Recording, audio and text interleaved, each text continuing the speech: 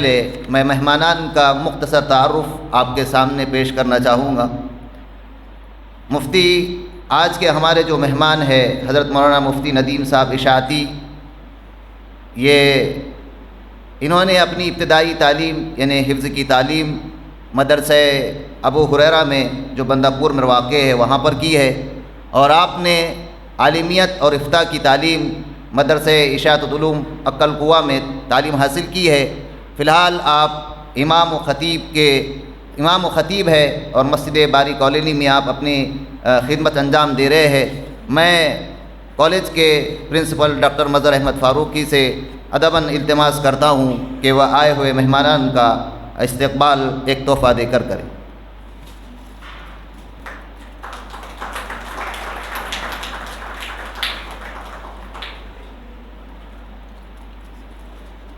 Vice principal جناب عارف پٹھان صاحب سے میں ادباً التماس کرتا ہوں کہ وہ اسٹیج پر تشریف لائیں۔ مہمانان کے استقبال کے بعد بلا کسی تاخیر کے میں حضرت مولانا مفتی ندیم صاحب اشاعتی دامت برکاتہم کو دعوت دیتا ہوں کہ وہ آج حضرت نوح علیہ السلام کی حیات طیبہ پر اپنی علمی گفتگو سے ہم تمام کو مستفیض فرمائیں۔ جناب مفتی ندیم صاحب اشاعتی۔ وعلى آلہ واصحابہ اجمعین، اما بعد، فاعوذ باللہ من الشیطان الرجیم، بسم اللہ الرحمن الرحیم۔ وَلَقَدْ أَرْسَلْنَا نُوحًا إِلَىٰ قَوْمِهِ فَلَبِثَ فِيهِمْ أَلْفَ سَنَةٍ إِلَّا 50 عَامًا فَأَخَذَهُمُ الطُّوفَانُ وَهُمْ ظَالِمُونَ۔ وقال تعالى إنا أرسلنا نوحا إلى قومه أن أنذر قومك من قبل أن يأتيهم عذاب أليم قال يا قوم إني لكم نذير مبين۔ صدق الله العظيم۔ اللهم صل على سيدنا محمد وعلى آل سيدنا محمد وبارك وسلم۔ قابل عزت تکریم اس کالج کے پرنسپل صاحب اور وائس پرنسپل صاحب اور ذمہ داران، علماء کرام اور معزز سامعین اور سامعات، سب سے پہلے ہم اللہ جل جلالہ وعم نوالہ کا شکریہ ادا کرتے ہیں کہ اس خلاق عالم نے اس مقدس اور مبارک مہینہ ہم سب کو اپنے فضل و کرم سے عطا فرمایا ہے۔ اللہ کرے ہم سب اس کی کما حقہ قدردانی کرنے والے بنے۔ اور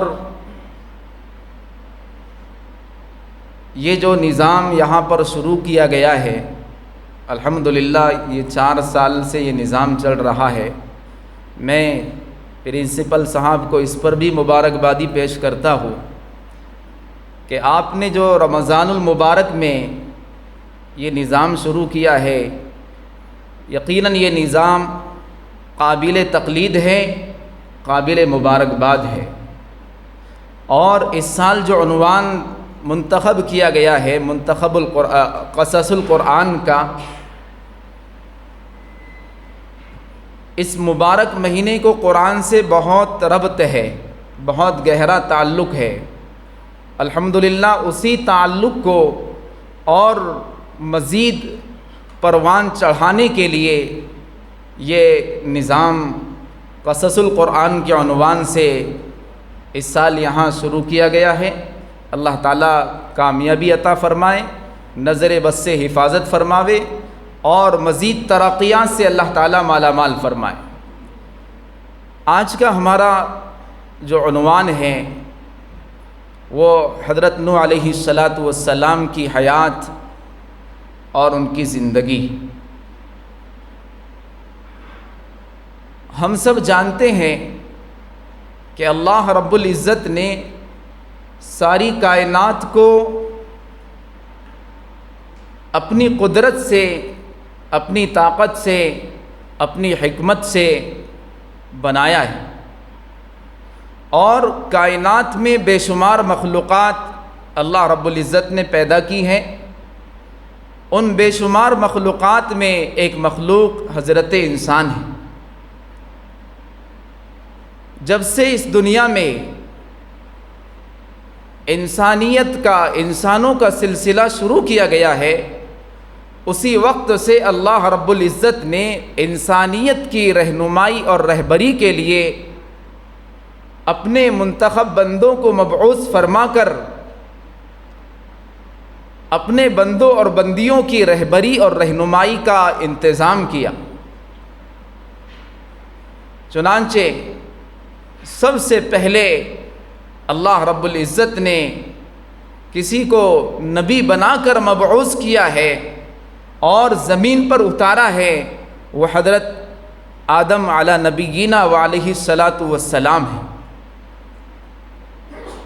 اور وہیں سے نبوت کا سلسلہ شروع ہوا، اور اللہ رب العزت نے اس نبوت کے سلسلے کو ہمارے آقا تاجدار مدینہ محمد عربی محمد مصطفیٰ صلی اللہ علیہ وسلم پر اس کو ختم فرمائے۔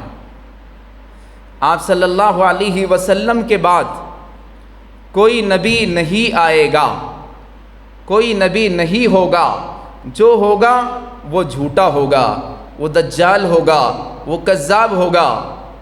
یہ حضور اکرم صلی اللہ علیہ وسلم کے فرامین سے اور قرآن پاک کی آیت سے یہ بات ثابت ہے۔ خیر، حضرت آدم علیہ السلام کے بعد جب نسلوں کا سلسلہ شروع ہوا اور دنیا میں انسان ایک بڑی تعداد میں اللہ رب العزت نے پیدا کر دیے، اور نظام چلتا رہا یہاں تک کہ حضرت آدم علیہ السلام کی اولاد ایک بڑی تعداد میں آ گئی، اور پھر ان کے ذریعے ایک سلسلہ چلتا رہا جیسے آج تک چلتا آ رہا ہے۔ حضرت آدم علیہ السلام کے بعد حضرت ادریس علیہ السلام کا دور ہے، حضرت شیس علیہ السلام کا دور ہے، اور کافی مدت کے بعد پھر حضرت نوح علیہ السلام کا زمانہ اور ان کا دور آتا ہے۔ حضرت نوح علیہ السلام کو اللہ رب العزت نے کیوں مبعوث کیا اور کب مبعوث کیا؟ قرآن پاک میں حضرت نوح علی نبینا وعلیہ السلام کا تذکرہ بے شمار جگہ پر کیا گیا ہے، اور ایک مستقل صورت حضرت نوح علیہ السلام کے نام سے موسوم کی گئی، اور اس صورت پاک میں سورہ نوح میں حضرت نوح علیہ السلام کی تاریخ کو، ان کی زندگی کو، ان کی دعوت کے تذکرے کو، اور ان کے دعا اور بد دعا کے تذکرے کو سورہ نوح میں بیان کیا گیا ہے۔ اس کے علاوہ اور دیگر صورتوں میں حضرت نوح علیہ السلام کا ذکر کیا گیا، جیسے سورہ ہود میں بڑی تفصیل کے ساتھ حضرت نوح علیہ السلام کا تذکرہ ہوا ہے، اور ان کے قوم پر عذاب کا تذکرہ، کشتی بنانے کا تذکرہ، پھر قوم کا پانی میں غرقاب ہونے کا تذکرہ وغیرہ وغیرہ بڑی تفصیل سے سورہ ہود میں بھی حضرت نوح علیہ السلام کی زندگی اور ان کے قوم کی زندگی کو بیان کیا گیا ہے۔ حضرت نوح علیہ السلام کو کیوں مبعوث کیا گیا؟ ایک سوال ہے۔ دیکھیے، ہر نبی کو اللہ رب العزت، ہر نبی اور رسول کو جو مبعوث کیا کرتے تھے، بھیجا کرتے تھے، وہ قوم کی، انسانیت کی رشد و ہدایت کے لیے بھیجا کرتے تھے۔ جب قوم میں بگاڑ بہت زیادہ ہو جاتا اور قوم راہ راست سے ہٹ جاتی اور کفر و ضلالت کے دلدل میں چلی جاتی، اللہ رب العزت ان کی رشد و ہدایت کا انتظام حضرات انبیاء علیہم السلام کو مبعوث فرما کر کیا کرتا تھا۔ تو قوم نوح جو تھی ان میں کفر اور شرک بہت زیادہ بڑھ گیا تھا، اور قوم نوح بتوں کی پوجا کرنے والی قوم تھی، بتوں کی عبادت کرنے والی، مورتیوں کو پوجنے والی قوم تھی۔ مورتیوں کی پوجا کی اور مورتیوں کی عبادت کی ابتدا جو ہوئی ہے وہ قوم نوح سے ہوئی۔ حضرت آدم علیہ السلام کے دور میں مورتیوں کی پوجا یہ سلسلہ نہیں تھا، یہ قوم نوح سے اس کا آغاز ہوا ہے، اور یہ کفر اور شرک کی ابتدا جو ہوئی ہے حضرت نوح علیہ السلام کی قوم میں، اس کے پیچھے شیطان کا ہاتھ تھا۔ جیسے ہر برائی کے پیچھے شیطان کا ہاتھ ہوتا ہے، ہر برائی اور گمراہی جہاں وجود میں آتی ہے یا جہاں برائی ہوتی ہے اس کے پیچھے اگر دیکھا جائے تو ابتدا اگر کسی سے ہوتی ہے تو وہ شیطان سے ہوتی ہے، اور آج تک اس کا سلسلہ جاری ہے۔ تو شیطان نے قوم نوح کو کیسے بہکایا؟ حضرت نوح علیہ السلام کی قوم میں 5 بڑے بزرگ رہتے تھے، 5 بڑے بزرگ گزرے ہیں حضرت نوح علیہ السلام کے مبعوث ہونے سے پہلے۔ قرآن پاک میں ان کا نام موجود ہے، جیسے ود ہے، سواع ہے، یغوث ہے، یعوق ہے، نصر ہے۔ یہ 5 اولیاء اللہ تھے، ہم اپنی زبان میں آج کے اعتبار سے اس کو کہہ سکتے ہیں کہ ولی تھے۔ لوگ ان سے بڑی محبت اور عقیدت رکھا کرتے تھے، ان کا بڑا اعزاز، ادب و احترام ہوا کرتا تھا۔ شیطان نے کیا کیا، جب ایک ایک کر کے یہ بزرگ اور یہ اللہ والے دنیا سے چلے گئے تو شیطان نے ان کی اولاد کو ورغلایا کہ دیکھو تمہاری قوم میں سب سے بڑے اللہ والے جو تھے اور سب سے بڑی شخصیت جو تھی وہ ود کی تھی۔ یہ سب سے بڑے اللہ والے گزرے ہیں، ود۔ قرآن میں سورہ نوح میں اس کا تذکرہ موجود ہے۔ تو شیطان نے کہا کیوں نہ ان کی شخصیت کو آنے والی نسلوں تک پہنچایا جائے تاکہ آنے والی نسل جان سکے کہ ود کون تھے۔ چنانچہ ان کی اولاد نے کہا کہ کیا ترکیب اختیار کی جائے؟ تو شیطان نے کہا کہ ان کی تصویر بنائی جائے، دیوار پر تصویر بنائی جائے تاکہ یاد رہیں کہ یہ ود تھے۔ چنانچہ ود کی تصویر بنائی گئی۔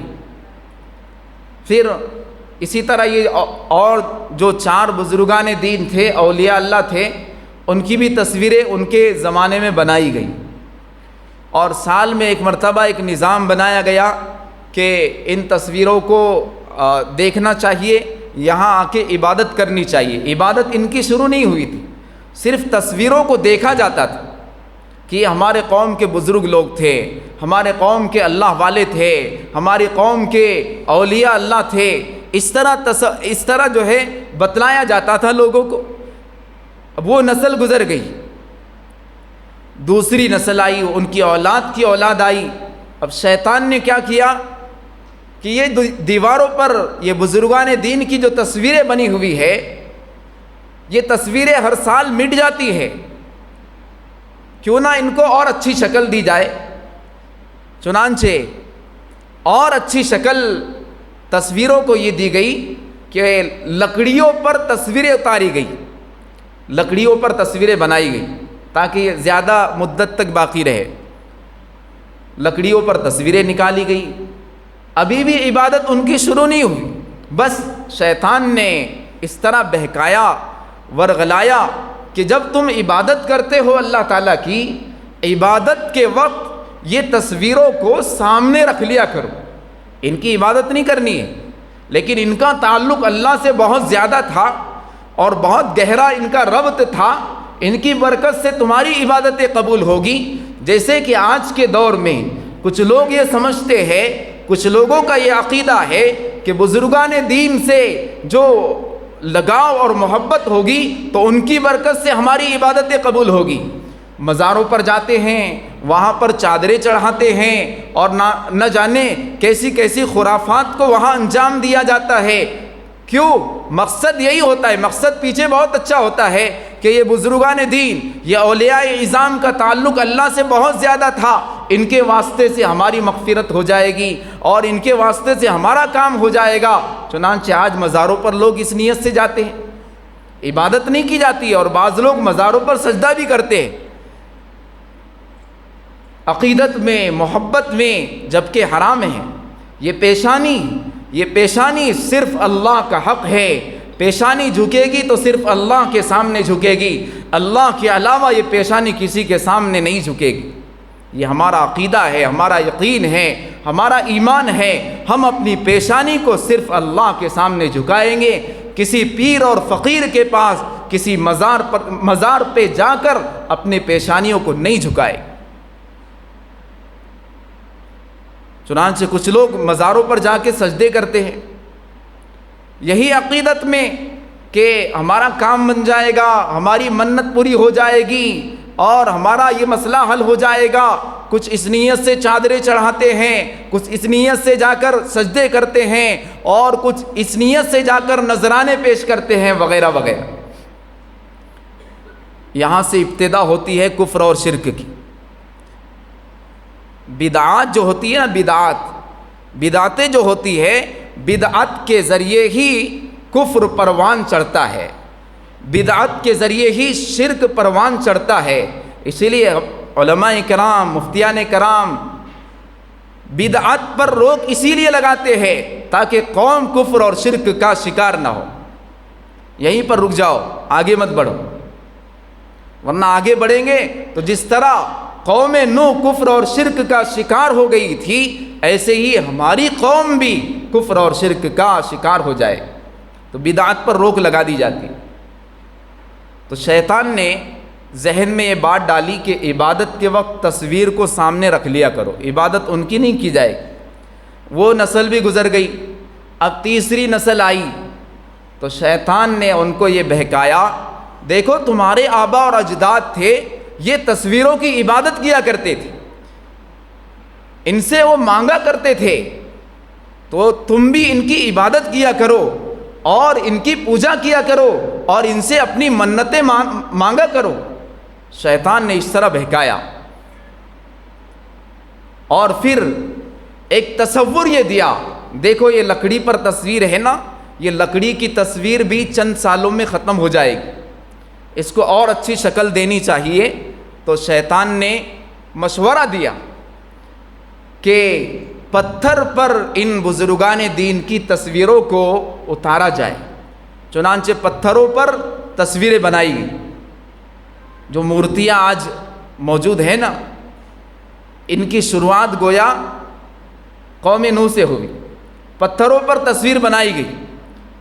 آج جہاں جہاں تاریخی مقامات ہیں وہاں پر اس طرح کی مورتیاں موجود ہے جس پر شکلیں بنی ہوئی ہیں، تصویریں بنی ہوئی ہے.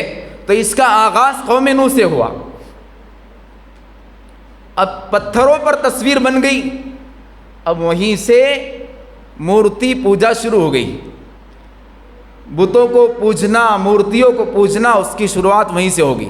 اب قوم جو ہے گمراہی اور ضلالت کا شکار ہو گئی اور بڑی دور تک بڑی ضلالت تک قوم پہنچ گئی. پھر اللہ رب العزت نے حضرت نوح علی نبینا وعلیہ الصلاۃ والسلام کو مبعوث فرمایا کہ جاؤ اپنی قوم کو ڈراؤ، اپنی قوم کو ڈراؤ کہ ایک اللہ کی عبادت کرو، شرک مت کرو، کفر مت کرو. حضرت نوح علیہ السلام کو اللہ نے مبعوث کیا. وَلَقَدْ أَرْسَلْنَا نُوحًا إِلَىٰ قَوْمِهِ کہ حضرت نوح علیہ السلام اپنی قوم کی طرف اللہ تعالیٰ نے بھیجا اور جیسے سورہ ہود میں تذکرہ ہے، حضرت نوح علیہ السلام نے اپنی قوم سے کہا، اے میری قوم انی لکم نذیر مبین، میں تم کو کھلے طور پر ڈرانے والا ہوں، اللہ تعبدوا الا اللہ، اللہ کے سوا کسی کی عبادت مت کرنا، اللہ ہی کی عبادت کرنا، انی اخاف علیکم عذاب یوم علیم، میں تمہیں ایک بڑے دردناک عذاب سے ڈراتا ہوں۔ ڈراتے رہے اور لوگ ہنسی اڑاتے رہے، لوگ بات نہ سنتے رہے۔ حضرت نوح علیہ السلام اپنا کام کرتے تھے، دعوت دیتے تھے، سمجھاتے تھے، قوم ماننے تیار نہیں تھی۔ سورہ نوح میں دعوت کی پوری حقیقت کو، حضرت نوح علیہ السلام کی دعوت کی پوری حقیقت کو کھول کر بیان کیا گیا۔ حضرت نوح علیہ السلام نے اپنے رب سے کہا، جیسے ابھی مولانا نے جو شروع میں تلاوت کی تھی وہ سورہ نوح کی آیتیں تھی شروع کی۔ حضرت نوح علیہ السلام نے اللہ کے سامنے کہا، قال رب انی دعوت قومی لیلا ونہارا، اللہ میں نے اپنی قوم کو رات میں بھی بلایا، دن میں بھی بلایا، رات میں بھی تیری طرف بلاتا رہا، دن میں بھی بلاتا رہا، فلم یزدہم دعائی الا فرارا، لیکن وہ میری دعوت پر راہ فرار اختیار کرتے رہے، میری دعوت سن کر دور ہوتے رہے، میرے بات سننے کوئی تیار نہیں ہے، میرے قریب آنے کوئی تیار نہیں ہے۔ اور پھر آگے اور تفصیل بیان کی گئی کہ میں ان کو لوگوں کو سمجھاتا ہوں کہ لوگوں کو کیا ہو گیا ہے، میری بات کوئی سننے تیار نہیں ہے، میں جب ان کے سامنے بات کرتا ہوں تو جعلوا اصابعہم فی آذانہم، وہ اپنے کانوں میں اپنی انگلیوں کو ٹھونس لیتے ہیں کہ میری بات ان کی کان تک نہ پہنچ سکے۔ واستغشوا ثیابہم، اور صرف اتنا نہیں، اپنے چہروں کو بھی کپڑوں سے ڈھانپ لیتے ہیں۔ اس کے بعد بھی حضرت نوح علیہ السلام نے اپنے مشن کو نہیں چھوڑا، اس کے بعد بھی حضرت نوح علیہ السلام اپنی قوم کو طرح طرح سے ڈراتے تھے۔ اگلی آیت میں ہے ثم انی دعوتہم جہارا، کہ انہوں نے اپنی انگلیاں کانوں میں ٹھوس لی تھی تو میں نے ان کو زور سے بھی دعوت دی، بلند آواز سے بھی دعوت دی کہ میری آواز ان کے کانوں میں پہنچ جائے، لیکن انہوں نے انکار کیا، انکار بھی کیا اور استکبار بھی کیا، تکبر کیا۔ وَأَسَرُّوا وَاسْتَكْبَرُوا اسْتِكْبَارًا، انکار بھی کیا، تکبر بھی کیا۔ تکبر کیسے کیا؟ سورہ ہود میں اس کو واضح کیا گیا۔ جب حضرت نوح علیہ السلام اپنی قوم کو بلاتے تھے تو قوم کے سردار اور قوم کے ذمہ دار لوگ کہتے تھے، یہ دیکھو ہماری ہی طرح ایک انسان ہے، ہماری ہی طرح ایک بشر ہے، اور یہ نبی ہونے کا دعویٰ کرتا ہے، یہ اگر کوئی نبی اللہ کو بھیجنا ہوتا تو کسی فرشتے کو بھیج دیتا، یا کسی مالدار کو، اہل ثروت کو نبی بنا دیتا، یہ ہم میں سے غریب قسم کا آدمی ہے، اس کے پاس مال و دولت نہیں ہے، یہ اہل ثروت نہیں ہے، اور اس کے پاس شان و شوکت نہیں ہے، اور یہ نبوت کا دعویٰ کر رہا ہے، کون اس کی بات کو مانے؟ اور اگر قوم کے کچھ لوگوں نے اس کی بات کو مانا ہے تو وہ بھی قوم کے گھٹیا قسم کے لوگوں نے مانا ہے، غریب قسم کے لوگوں نے بات کو مانا ہے، مالداروں نے کسی نے بات کو مانا نہیں ہے، اس لیے مالداروں نے نہیں مانا ہے تو ہم ان کی بات کو کیسے مانیں؟ حضرت نوح علیہ السلام ان کو اور سمجھاتے رہے۔ ہر نبی کا یہ جذبہ ہوا کرتا تھا اور یہ قوت برداشت ہوا کرتی تھی کہ وہ قوم کے مصائب پر بڑے صبر کرنے والے ہوتے تھے، قوم کی تکلیفوں کو نظر انداز کرتے تھے۔ آج اگر مثال کے طور پہ یہاں بیان چل رہا ہے اور اگر دو لوگ آپس میں باتیں کریں تو بیان کرنے والے کو ظاہر سی بات ہے، فطری بات ہے، ٹینشن آتا ہے، یا کلاس میں ٹیچر پڑھا رہے ہیں، استاد پڑھا رہے ہیں اور اسٹوڈنٹ باتیں کرے تو ٹیچر کو ٹینشن آتا ہے، اور برداشت کرنے والے نہیں ہوتے ہیں تو سزا بھی دے دیتے ہیں، یا سزا دینا آج کے دور میں مشکل ہو گئی تو اتنا تو ہو جاتا ہے کلاس سے باہر چلے جاؤ، باہر نکل جاؤ، برداشت نہیں ہوتا ہے۔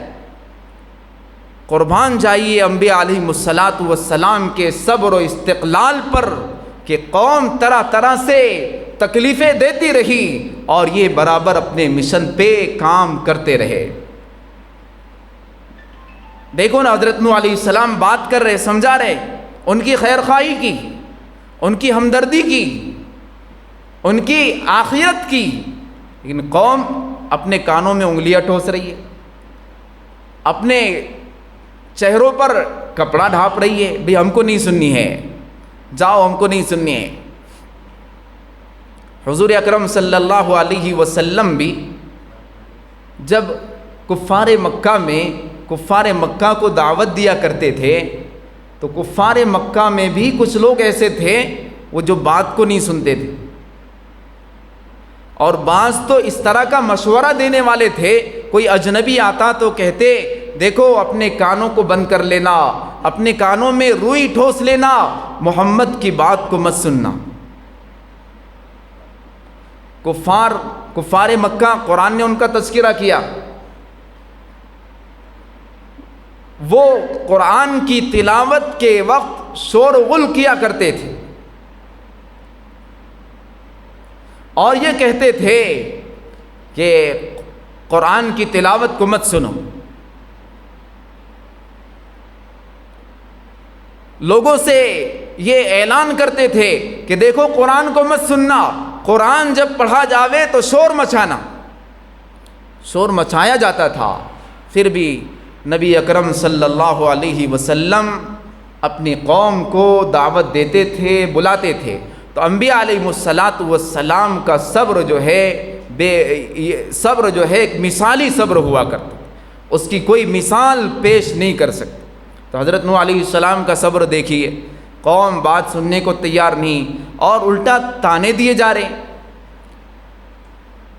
الٹا یہ کہا جا رہا ہے کہ اگر نبی اللہ کو بنانا ہوتا تو کسی مالدار کو بناتا، کسی فرشتے کو بھیج دیتا، ہم یہ ایک اپنی قوم کا آدمی اور وہ غریب قسم کا آدمی ہے، ہم اس کی بات کو ماننے تیار نہیں۔ حضرت نوح علیہ السلام اپنی قوم سے کہتے، میری قوم میری بات کو مان لو، میں تم کو ایک دردناک عذاب سے ڈرا رہا ہوں۔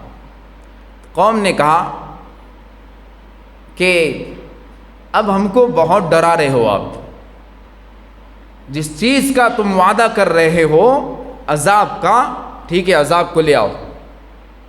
کب تک ڈراتے رہو گے؟ جب قوم جو ہے سرکش بن جاتی ہے اور ہٹ دھرم بن جاتی ہے تو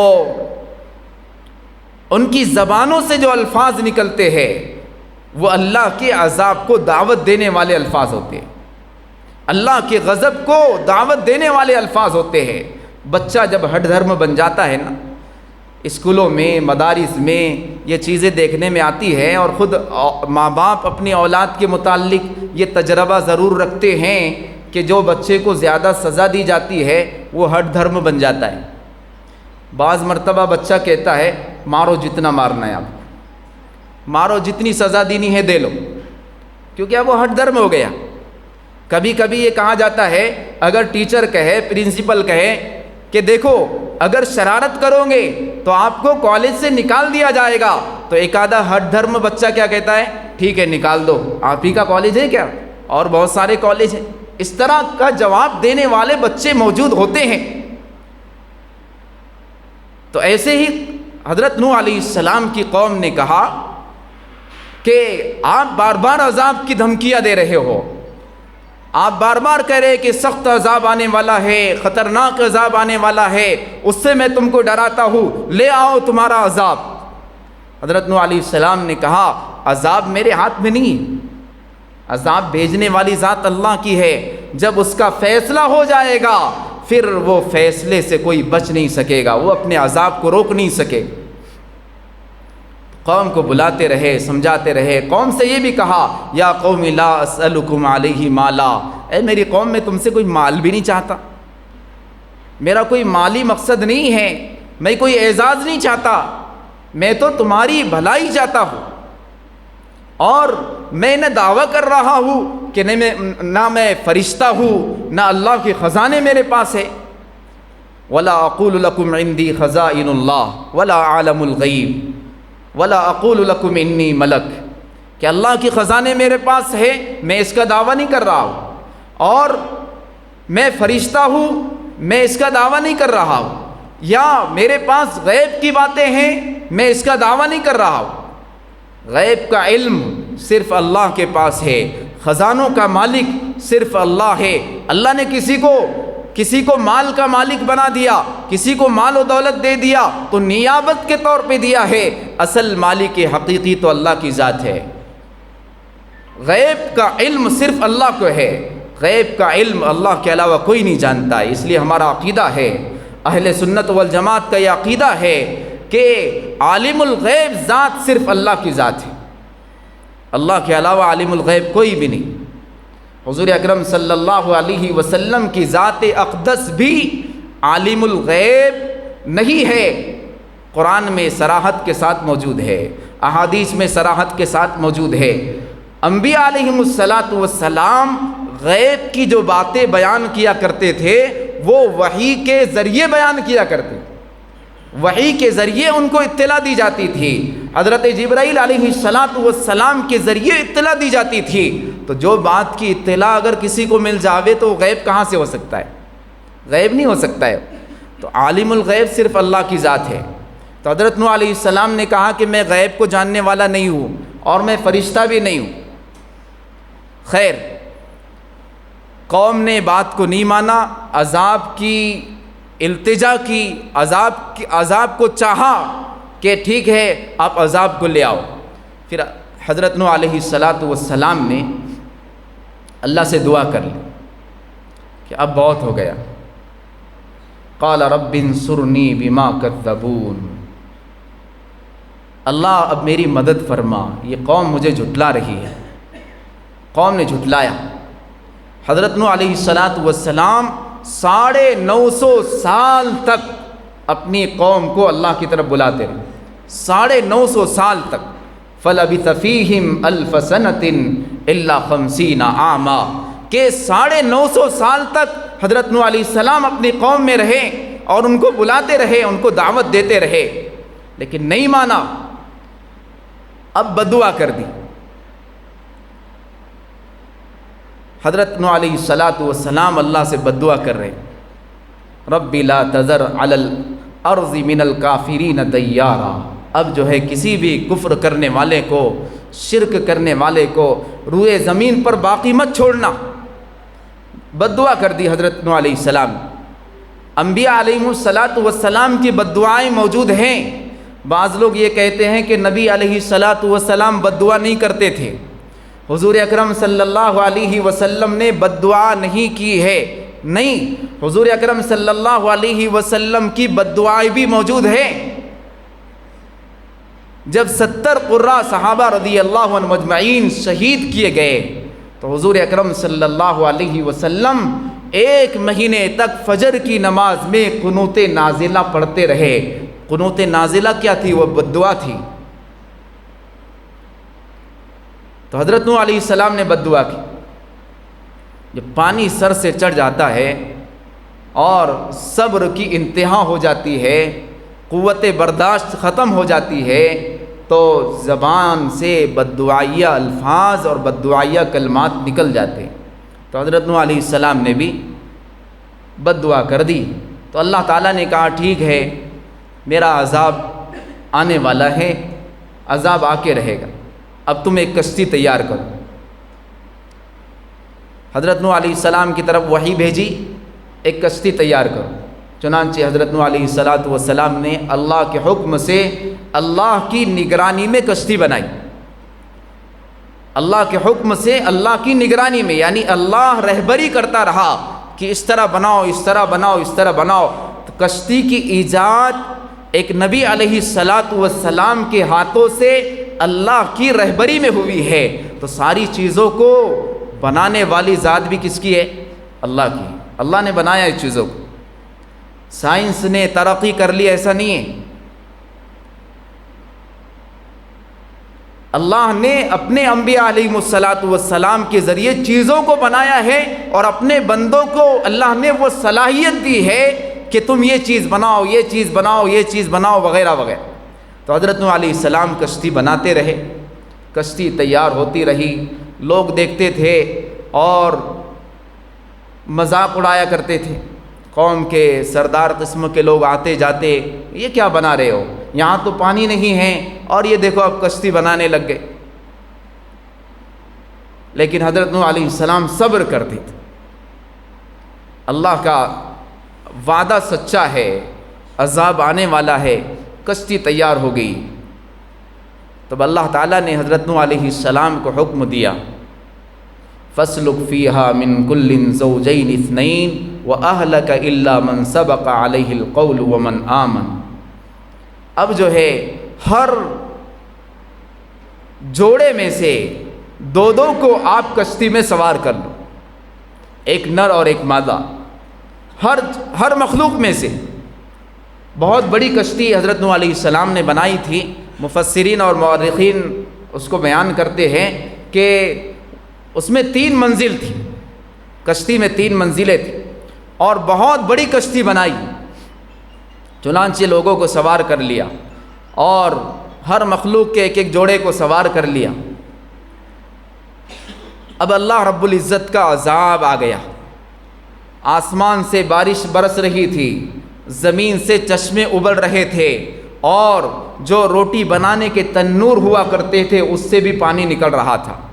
وفارت تنور، تنور سے بھی پانی بہنے لگا، چشمے ابلنے لگے. اب اللہ رب العزت نے کہا سوار ہو کر، بسم اللہ مجریہا و مرساہا ان ربی لغفور الرحیم وہی تجری بہم فی موج کالجبال. کشتی کیسی تھی؟ اس کی مثال بیان کی قرآن نے، کالجبال، کہ پہاڑ کی طرح، پہاڑوں کی طرح اتنی بڑی کشتی تھی. طوفان نوح ایک مشہور طوفان ہے، مشہور عذاب ہے. یعنی بارش اللہ رب العزت نے بطور نفع کے نہیں برسائی تھی، بارش بطور عذاب کے برسائی تھی. پانی زمین سے نفع پہنچانے کے لیے نہیں نکلا تھا، پانی عذاب کی شکل میں نکلا تھا. عذاب کی شکلیں مختلف ہوتی ہیں. اللہ رب العزت مختلف شکلوں میں عذاب کو بھیجتا ہے. آج بھی اللہ کا عذاب نازل ہوتا رہتا ہے، ایسا نہیں ہے کہ نہیں ہوتا ہے. بڑے عذاب سے پہلے چھوٹے عذاب کا مزہ اللہ چکھائے گا. قرآن میں اس کا تذکرہ موجود ہے. سورہ الف لام میم سجدہ میں، وَلَنُذِيقَنَّهُم مِّنَ الْعَذَابِ الْأَدْنَىٰ دُونَ الْعَذَابِ الْأَكْبَرِ لَعَلَّهُمْ يَرْجِعُونَ. بڑے عذاب سے پہلے چھوٹے عذاب کا مزہ اللہ چکھائے. تو عذاب اللہ کا آتا رہتا ہے. البتہ یہ ہے کہ کسی کو احساس ہوتا ہے، کسی کو احساس نہیں ہوتا ہے. اولاد کا نافرمان ہو جانا یہ بھی ایک طرح کا عذاب خداوندی ہے. ماں باپ اولاد سے بیزار ہو گئے، یا اولاد ماں باپ سے بیزار ہو گئی، بیوی شوہر سے بیزار ہو گئی، شوہر بیوی سے بیزار ہو گیا، یہ بھی ایک قسم کا عذاب ہے. تو عذاب کی شکلیں آتی رہتی. تو حضرت نوح علیہ السلام کے دور میں پانی کا عذاب آیا. کشتی میں سوار ہو گئے، کشتی نکلنے لگی. حضرت نوح علیہ السلام کا بیٹا کشتی میں سوار نہیں ہو رہا تھا. حضرت نوح علیہ السلام اس سے کہہ رہے تھے، یا بنی ارکب معنا ولا تکن مع الکافرین. اے میرے پیارے بیٹے، اے میرے لخت جگر، آجا ہمارے ساتھ سوار ہو جا، کافروں میں سے، نافرمانوں میں سے مت رہنا، ہمارے ساتھ سوار ہو جا.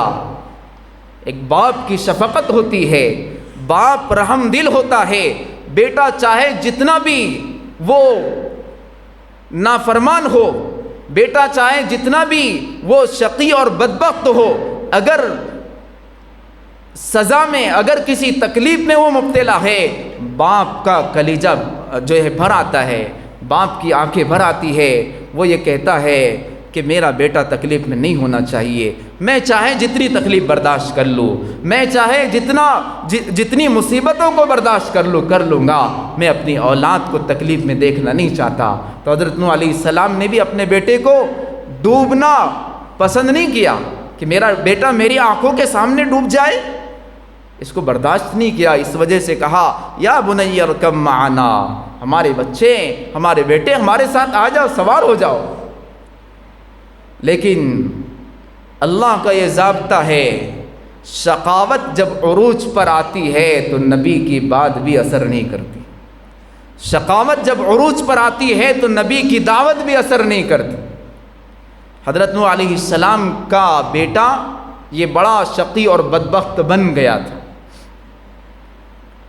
تو حضرت نوح علیہ السلام کی دعوت بھی اثر نہیں کر رہی تھی، لیکن چاہ رہے تھے کہ بچا لوں، کیونکہ اللہ نے کہا تھا اپنے اہل کو بھی کشتی میں سوار کر لو، تو یہ اہل میں سے تھا بیٹا۔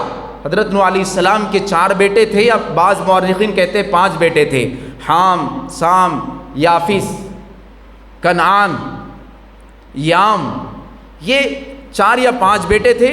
تو کنعان جو تھا اس نے ایمان قبول نہیں کیا تھا، تو کنعان سے کہہ رہے تھے ہمارے ساتھ کشتی میں سوار ہو جا، لیکن اس نے بات کو نہیں مانا، اور ہٹ دھرمی اور تکبر میں وہ بھی اس طرح کی بولی بول رہا تھا جس طرح ایک کافر بولتا ہے، ایک متکبر کہتا ہے کہ یہ پانی ہے نا، یہ پانی سے مجھے کچھ ہونے والا نہیں ہے، میں پہاڑ کی بلندی پر پہنچ جاؤں گا، پہاڑ کی چوٹی پر پہنچ جاؤں گا، اور وہ پہاڑ کی چوٹی مجھے پانی سے بچا لے گی۔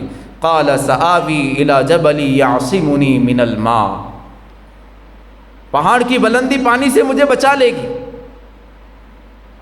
قال لا عاصم اليوم، حضرت نوح علیہ السلام نے کہا آج کوئی بچنے والا نہیں ہے، اللہ جس پر رحم فرمائے گا صرف وہی بچے، آج کوئی نہیں بچے گا۔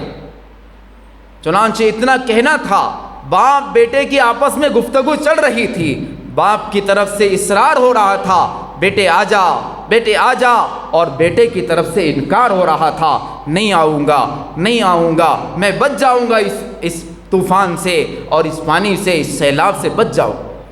حضرت نوح علیہ السلام نے کہا لا عاصم اليوم، آج کوئی بچنے والا نہیں۔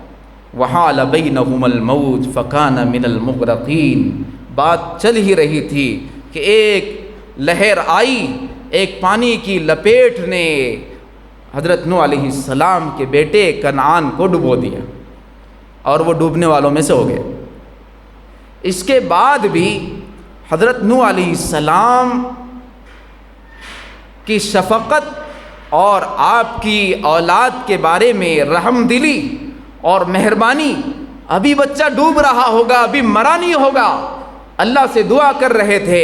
وَنَادَى نُوحٌ رَبَّهُ فَقَالَ رَبِّ إِنَّ ابْنِي مِنْ أَهْلِي وَإِنَّ وَعْدَكَ الْحَقُّ وَأَنْتَ أَحْكَمُ الْحَاكِمِينَ، اپنے رب کو پکارا، اللہ میرا بیٹا میرے اہل میں سے ہے، میرے گھر والوں میں سے ہے، آپ کا وعدہ سچا وعدہ ہے، آپ اس کو بچا لیجئے۔ اللہ کی طرف سے فوراً وحی نازل ہوئی، قال یا نوح انہ لیس من اہلک، اے نوح وہ تمہارے اہل میں سے نہیں ہے، وہ تمہارے گھر والوں میں سے نہیں ہے، انہ عمل غیر صالح، کیونکہ اس کے عمل اچھے نہیں، اس کا عقیدہ صحیح نہیں۔ اور ڈانٹ نازل کر دی کہ جس کا علم تمہیں نہیں ہے اس کے بارے میں مجھ سے سوال مت کرنا، ڈانٹ نازل کر دی۔ آج عقائد کے اعتبار سے ماں باپ کو اپنی اولاد کے متعلق فکر مند ہونا چاہیے، مطمئن نہ رہے کہ الحمدللہ ہماری اولاد تعلیم یافتہ ہے، ہماری اولاد تعلیم حاصل کر رہی ہے، بظاہر لباس بھی اچھا ہے، چہرہ بھی اچھا ہے، اور بظاہر کپڑے بھی اچھے ہیں، شرعی لباس ہے، شرعی پردہ ہے، سب ہے، صرف اتنا دیکھ کر مطمئن نہیں ہونا چاہیے۔ عقائد کے متعلق ماں باپ کو اولاد کے متعلق فکر مند رہنے کی ضرورت ہے۔ آج کے دور میں عقائد پر حملے ہو رہے، عقائد پر حملے ہو رہے، اور ہماری نسلوں کے عقائد کو، نسلوں کے کیا، نوجوانوں کے عقائد کو بگاڑا جا رہا ہے۔ پہلے فتنے دنیا کی شکل میں ہوا کرتے تھے، اور آج فتنے جو ہے دین کی شکل میں ہے۔ آج فتنے دین کی شکل میں آ رہے ہیں، پہلے دنیا کی شکل میں آتے تھے، جاننا پہچاننا آسان ہوتا تھا، آج فتنوں کو جاننا مشکل ہو گیا۔ لباس خضر میں پھرتے ہیں ہزاروں رہزن، کوئی شاعر کہتا ہے لباس خضر میں پھرتے ہیں ہزاروں رہزن، اس دور میں جینا ہو تو سلیقہ پیدا کر، اس دور میں جینا ہو تو سلیقہ پیدا کر یا علم پیدا کر۔ اس طرح کی اور کوئی مصرے میں یہ بات ہے؟ تو دین کی شکلوں میں فتنے آ رہے ہیں، عورتیں عورتوں کو بہکا رہی ہے، برقع پوش عورتیں نظر آئے گی، وہ گھر گھر جا کر عقائد کے خلاف محنت کر رہی ہے۔ سنت لباس میں کچھ مرد حضرات اور نوجوان نظر آئیں گے، وہ عقائد کو خراب کر رہے ہیں۔ اس لیے عقائد کے متعلق بہت زیادہ فکر مند ہونے کی ضرورت ہے، ورنہ کہیں ایسا نہ ہو کہ ہم بھی کہیں گے میدان محشر میں، اللہ یہ میرا بیٹا تھا، اللہ یہ میری بیٹی تھی، اس کا لباس بھی اسلامی لباس تھا، اس کا لباس اسلامی لباس تھا، اس کا حجاب اسلامی حجاب تھا، یہ تو ہم میں رہنے والے تھے، آج کیسے جہنم کا فیصلہ ہو گیا؟ اللہ کہے گا وہ تمہارے گھر والوں میں سے نہیں تھے۔ اس لیے عقائد کے متعلق بہت زیادہ فکر مند ہونے کی ضرورت ہے۔ تو حضرت نوح علیہ السلام کا بیٹا گھر میں تھا، نبی کا بیٹا ہے، لیکن اللہ نے کہا تمہارے گھر والوں میں سے نہیں ہے، انہ عمل غیر صالح، کیونکہ اس کا عمل اچھا نہیں، اس کے عمل بیکار ہے، اس کے دھندے بیکار ہے، اس کے عقائد خراب ہے۔ تو ہمیں یہ پیغام یہاں سے اولاد کے متعلق بھی ملتا ہے کہ ہم اپنی اولاد کے متعلق عقائد کے تعلق سے بہت زیادہ فکر مند رہیں۔ ہر کس و ناکس کی بات کو سننا یا ان کے بیانات کو سننا یہ مناسب نہیں ہے۔ آج کا دور جو ہے نا بہت فاسٹ دور ہے، میڈیا کا دور ہے، اور نہ جانے چینلوں پر کیسے کیسے بیانات اور کیسی کیسی چیزیں اور حوالے جات کے ساتھ بیان کی جاتی ہے۔ فلاں جلد میں فلاں صفحے نمبر پر یہ حدیث موجود ہے، ایسا ہے ویسا ہے، اور لوگوں کو نہ جانے کیسے کیسے گمراہ کیا جاتا ہے۔ ماشاءاللہ یہ جو سلسلہ یہاں ابھی پروگرام شروع ہونے سے پہلے پرنسپل صاحب کے پاس بیٹھنا ہوا تو انہوں نے کہا کہ ویڈیو میں بیانات تو لوگ سنتے ہیں اور ہمارے طلبہ اور طالبات بھی سنتی ہے، لیکن کیوں نہ ان کو آمنے سامنے ہی یہ قرآن کے حقائق اور اسلام کے حقائق بتلائے جائے، اسلام کے حقائق پیش کیے جائے۔ تو میں دوبارہ مبارکبادی پیش کرتا ہوں کہ اللہ تبارک و تعالیٰ اس نظام کو مزید ترقیات سے مالا مال فرماوے، اور اس کو اللہ تعالیٰ دوام عطا فرماوے، کہ جیسے یہ 4 سال سے نظام چل رہا ہے، اب جب تک ہماری حیات اور زندگی ہے اس وقت تک یہ نظام چلتا رہے اور بڑھتا رہے، پھلتا رہے، پھولتا رہے۔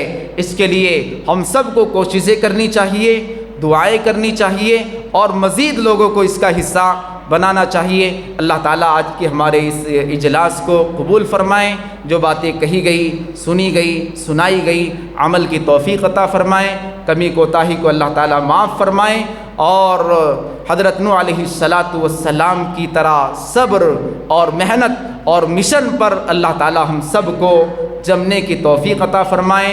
وآخر دعوانا الحمد للہ رب العالمین۔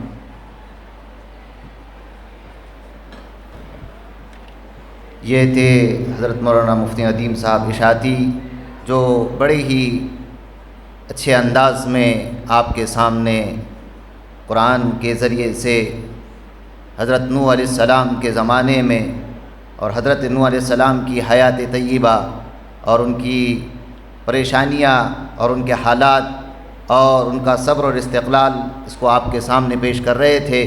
میں مولانا کا بشکر گزار ہوں کہ آپ نے بڑے ہی اچھے انداز میں ہم تمام کو اپنی علمی گفتگو سے مستفیض فرمایا۔ میں فیروز سر سے درخواست کرتا ہوں کہ وہ آئے اور آگے کے چند اعلانات آپ کے سامنے پیش کریں۔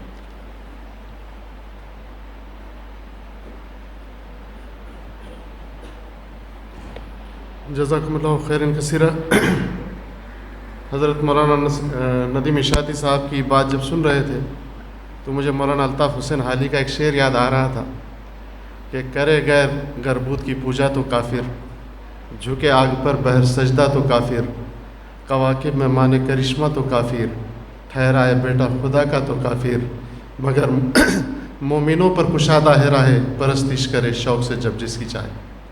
بہرحال میں حضرت مولانا ندیم اشاعتی صاحب کا دل کی گہرائیوں سے شکریہ ادا کرتا ہوں اور آئے ہوئے تمام سامعین کا شکریہ ادا کرتا ہوں کہ آپ بہت ہی صبر و تحمل کا مظاہرہ کر رہے ہیں اور روزانہ یہاں آ رہے ہیں۔ اسی طرح چند اعلانات ہیں، 2 اعلان ہیں۔ پہلا اعلان یہ ہے کہ ہر سال یہاں پر ہاسٹل کے جو بچے اپنے ان کے افطار کا نظم کیا جاتا ہے اور آپ حضرات کے تعاون سے ہی کیا جاتا ہے، اور ایک دن کا اس کا خرچہ جو ہے وہ 2000 روپیے ہے۔ بہرحال جو لوگ انٹرسٹڈ ہیں ان سے مؤدبانہ درخواست ہے کہ وہ اپنا کنٹریبیوشن جو ہے ہمارے لائبریری کے ارشاد خان سر یا اصغر فاروقی سر کے پاس جمع کرائے، یا اس سے کم یا زیادہ بھی آپ جمع کرا سکتے ہیں۔ دوسرا اعلان یہ ہے کہ اپنی جو مسجدیں ہیں وہاں رمضان المبارک میں تراویح کے اندر قرآن کریم کی تلاوت مکمل ہوتی ہے، اور نذرانہ حافظ صاحب کو، امام صاحب کو پیش کیا جاتا ہے۔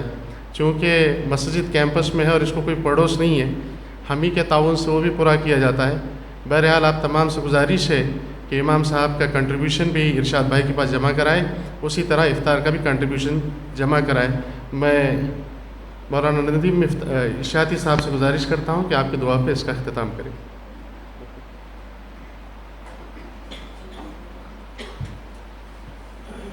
الحمد للہ رب العالمین، اللہم صلی علی سیدنا محمد وعلی آل سیدنا محمد صلاة تنجینا بها من جمیع الاحوال والآفات وتقضی لنا بها جمیع الحاجات وتطہرنا بها من جمیع السیئات وترفعنا بها عندك على الدرجات وتبلغنا بها اقصى الغایات من جمیع الخیرات في الحیاة وبعد الممات انك على كل شيء قدیر یا حی یا قیوم برحمتک نستغیث اصلح لنا شأننا كله ولا تکلنا الى انفسنا طرفة عین اللہم تقبل صلاتنا وصیامنا وتلاوتنا واعمالنا۔ اے اللہ ہمارے گناہوں کو معاف فرما، خطایا سے درگزر کا معاملہ فرما، رحم کا، کرم کا، فضل کا، عافیت کا معاملہ فرما۔ یا اللہ یہ مغفرت کا عشرہ چل رہا ہے، ہم سب کی مغفرت فرما۔ یا اللہ اس ہونے والے اجلاس کو، اس ہونے والے پروگرام کو قبول فرما۔ اے اللہ مزید ترقیات سے مالا مال فرما، جو عزائم اور منصوبے ہیں اس میں کامیابی عطا فرما۔ اے اللہ جس طرح کی اصلاحی کوششیں یہاں کے ذمہ داران کر رہے ہیں، اے اللہ ان کی بھرپور مدد و نصرت فرما۔ اے اللہ ان کے مخلص معاونین عطا فرما۔ اے مولا کریم یہاں سے اصلاحی کام بڑے پیمانے پر ہو، عالمی اعتبار سے ہو، اس طرح کی شکلیں صورتیں پیدا فرما۔ اے اللہ اپنے فضل و کرم سے ہونے والی خرافات کو ختم فرما۔ اے اللہ بدعات کو ختم فرما۔ اے اللہ جو عزائم اور منصوبے قصص القرآن سے متعلق ہے ان میں خوب ترقی عطا فرما، کامیابی عطا فرما۔ اے اللہ اسلام کے حقائق اور قرآن کے حقائق کو ہم سب کو جاننے والا بنا، سننے والا بنا، سنانے والا بنا۔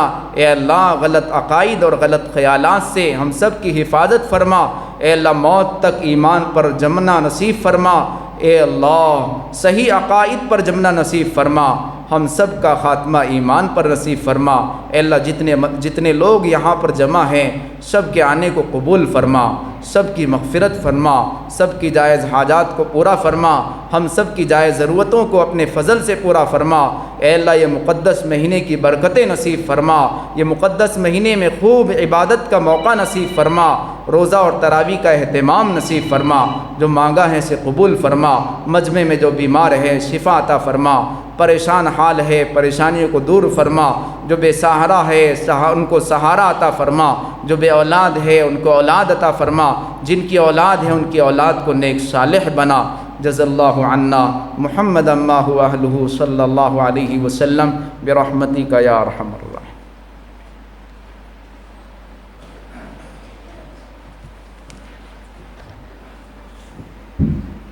اگلا